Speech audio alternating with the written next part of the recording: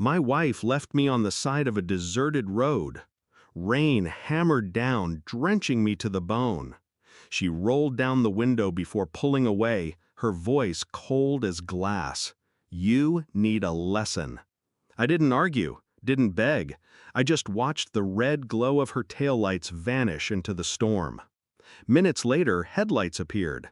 A black truck slowed, steady and deliberate. The door opened. My bodyguard stepped out, calm as ever. No words needed. I climbed in, and I smiled, because her cruelty had ended the moment she believed I was powerless. She never realized lessons can cut both ways.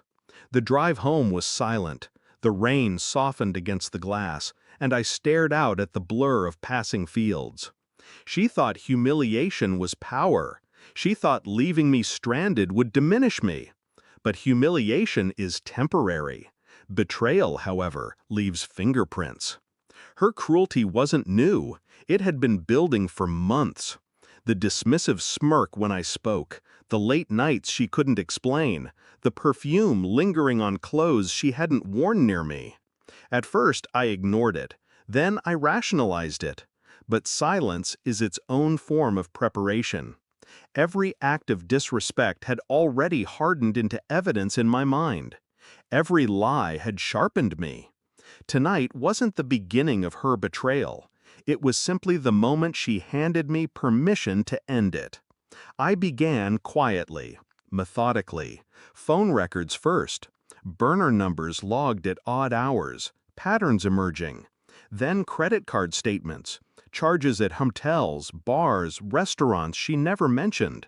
Her lies weren't clever, just consistent. I hired no investigators. I didn't confront her. I played the role she believed in, the docile husband, the blind fool. But I saw everything. The turning point came with the photos. My guard tailed her when I couldn't. Her hand on another man's arm. Her smile, rehearsed but genuine, the one she never wore for me anymore. I studied them without reaction. No rage, no heartbreak, just confirmation. Every soldier knows you never waste ammunition on warning shots. You wait, you aim, and when the time comes, you don't miss. The truth arrived not as an explosion, but as a whisper. DNA results from a private test I had run months earlier. Our child, my supposed legacy, not mine. The paper in my hand weighed more than any weapon I'd ever carried. The deception had not just been marital, it was blood deep.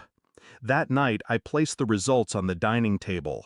When she came home dripping with the scent of someone else, she froze at the sight of the envelope. "What's this?" she asked. I didn't answer. I just slid the page across. Her eyes scanned the results. Her face crumbled, piece by piece, like plaster breaking under water. She whispered, "You weren't supposed to know." The words revealed everything. I stayed still, calm, my silence louder than any rage could have been. She reached for me. I leaned back. "Please," she started. I cut her off with the faintest smile. "I already know everything."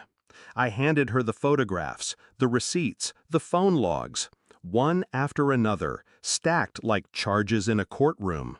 Her breath quickened, her hands shook. She tried to explain, but each word died against the wall of evidence.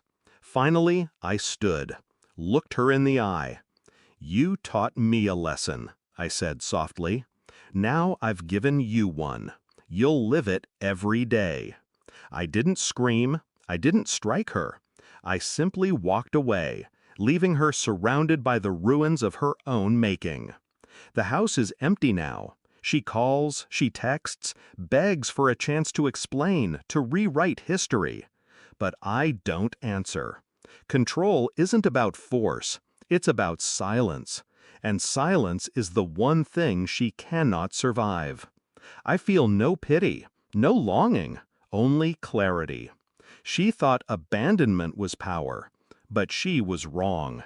Because power isn't in leaving someone on the side of the road. It's in watching them collapse when they realize you've already left them behind. And I left her the moment the rain hit my skin. Thanks for watching. Don't forget to like, share, and comment. Subscribe now to Cheating Stories Insight World for more amazing stories.